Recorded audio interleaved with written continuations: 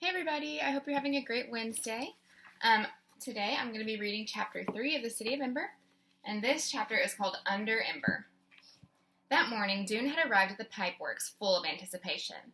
This was the world of serious work at last, where he could get a chance to do something useful. What he'd learned in school and from his father and from his own investigations, he could put it all to good purpose now. He pushed open the heavy pipeworks door and stepped inside. The air smelled strongly of dampness and moldy rubber, which seemed to him a pleasant, interesting smell. He strode up a hallway where yellow slickers hung from pegs on the walls. At the end of the hallway was a room full of people, some of them sitting on benches and pulling on knee-high rubber boots, some struggling into their slickers, some buckling on tool belts. A clamor filled the room. Dune watched from the doorway, eager to join in but not sure what to do. After a moment, a man emerged from the throng. He thrust out a hand. "Lister Monk, Pipeworks Director," he said. "You're the new boy, right? What size feet do you have, large, medium, or small?" "Medium," said Dune, and Lister found him a slicker and a pair of boots. The boots were so ancient that their green rubber was cracked all over, as if covered with spider webs. He gave Dune a tool belt, too, in which were wrenches and hammers, spools of wires and tape, and tubes of some sort of black goop. "You'll be in Tunnel 97 today," Lister said. "Arlen Froll will go down there with you and show you what to do." He pointed at a short, delicate-looking girl with a white blonde braid down her back. "She may not look like an expert, but she is." Dune buckled his tool belt around his waist and put on his slicker, which for some reason smelled like sweaty feet.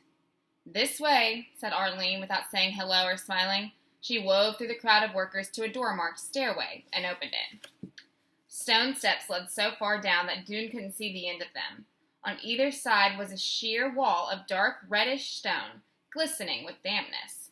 There was no railing. Along the ceiling ran a single wire from which a light bulb hung every few yards.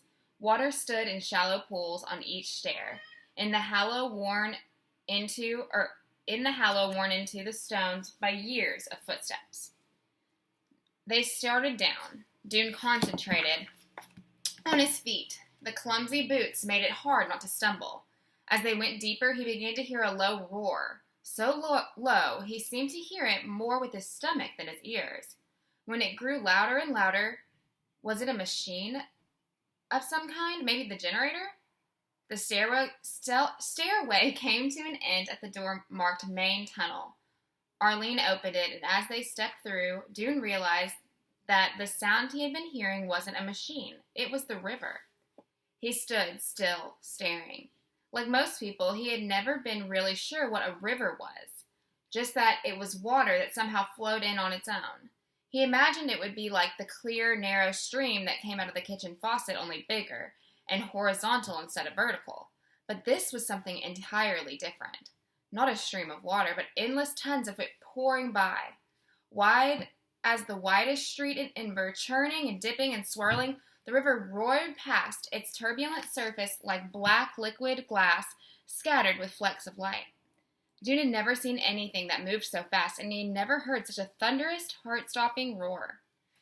The path they stood on was about 6 feet wide and ran parallel to the river, for farther than Dune could see in both directions. In the wall along the path were openings that must lead, Dune thought, to the tunnels that branched everywhere below the city. A string of lights like the one on the ceiling hung high up against the arched ceiling. Dune knew he was standing beneath the north edge of Ember. In school, you were taught to remember the direction this way. North was the direction of the river, south was the direction of the greenhouse, east was the direction of the school, and west was the direction left over, having nothing in particular to mark it. All the pipeworks tunnels branched off from the main tunnel to the south towards the city. Arlene leaned towards Dune and shouted into his ear. "First, we'll go to the beginning of the river," she said. She led him up the main tunnel for a long way. They passed other people in yellow slickers who greeted Arlene with a nod and glanced curiously at Dune. After 15 minutes or so, they came to the east edge of the pipeworks, where the river surged up from a deep chasm in the ground, churning so violently that its dark water turned white and filled the air with a spray that wet Dune's face. In the wall to their right was a wide double door. "See that door there?" Arlene shouted, pointing. "Yeah," Dune shouted back. "That's the generator room." "Can we go in?" "Of course not," said Arlene. "You have to have special permission." She pointed back down the main tunnel. Now we'll have to go to the end of the river," she said. She led him back past the stairway door all the way to the west edge of the pipeworks. There the river flowed into a huge opening in the wall and vanished into darkness. "Where does it go?" Dune asked. Arlene just shrugged. "Back into the ground, I guess. Let's find tunnel 97 and get to work." She pulled a folded piece of paper from her pocket. "This is the map," she said. "You have one in your pocket, too. You have to use the map to find your way around here." The map looked to Dune like an immense centipede. The river arched across the top of the page like the centipede's body, and the tunnels dangled down from it like hundreds of long, long legs all tangled up with each other. To get to Tunnel 97, they followed a complicated route through passageways lined with crusty, rusted pipes that carried water to all the buildings of Ember.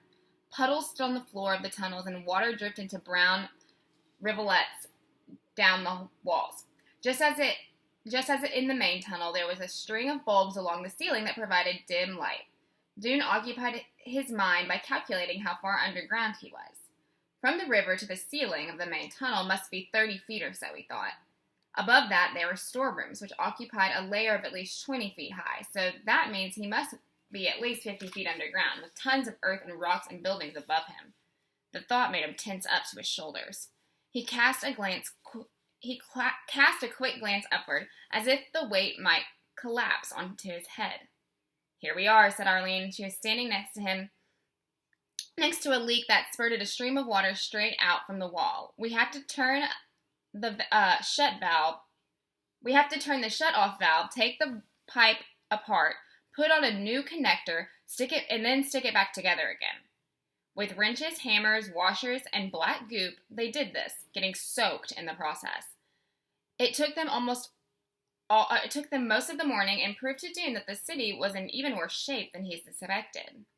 Not only were the lights about to fail and the supplies about to run out, but the water system was breaking down. The whole city was crumbling, and what was anyone doing about it?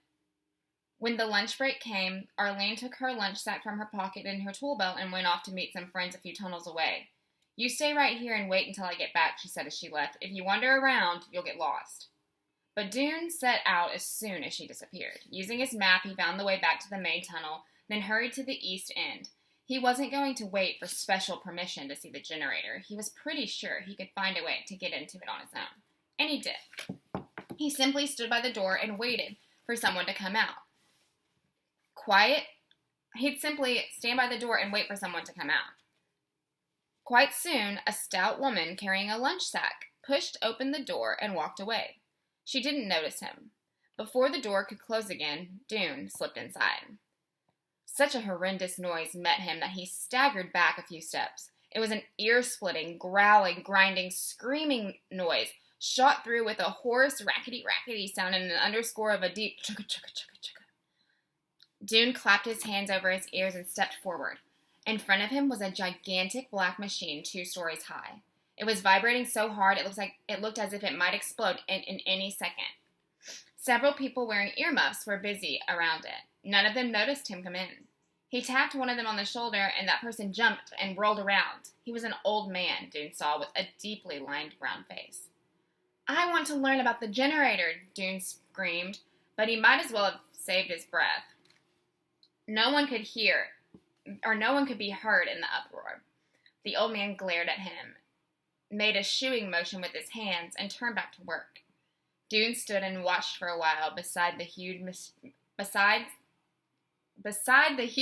where ladders on wheels that the workers pushed back and forth and climbed up on to reach the high parts. All over the room, greasy-looking cans and tools littered the floor. Against the wall stood big bins holding every kind of bolt and screw and gear and lever and rod and tube, all of them black with age and jumbled together. The workers scurried between the bins and the generator or simply stood and watched the things shake. After a few minutes, Dune left. He was horrified. All his life, he had studied how things work. It was one of his favorite things to do. He could take apart an old watch and put it back together exactly how it had been. He understood how the faucet and the sink worked. He fixed the toilet many times. He made a wheeled cart out of the part of an old armchair. He even had a hazy idea of what was going on inside the refrigerator. He was proud of his mechanical talent. There was only one thing he didn't understand at all, and that was electricity.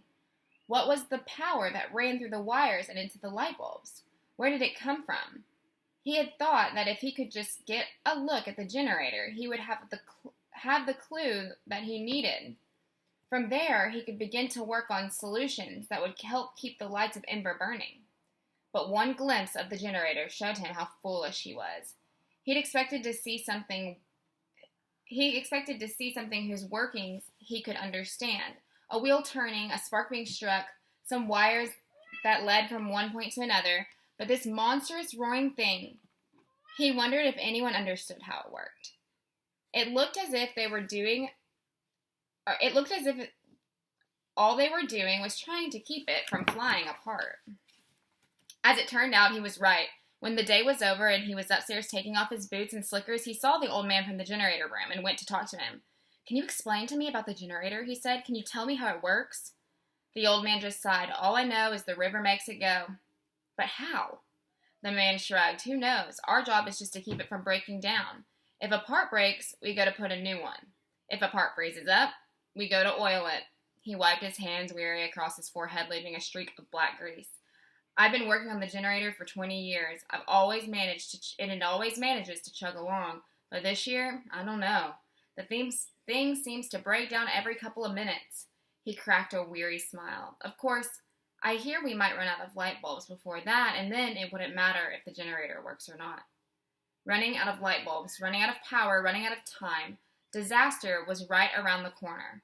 That's what Dune was thinking about when he stopped outside the gathering hall on his way home and saw Lena on the roof.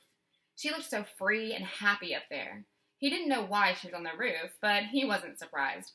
It was the kind of thing she did, turning up in unexpected places, and now she was a messenger. She could just go about anywhere. But how could she be so lighthearted when everything was falling apart? He headed for home.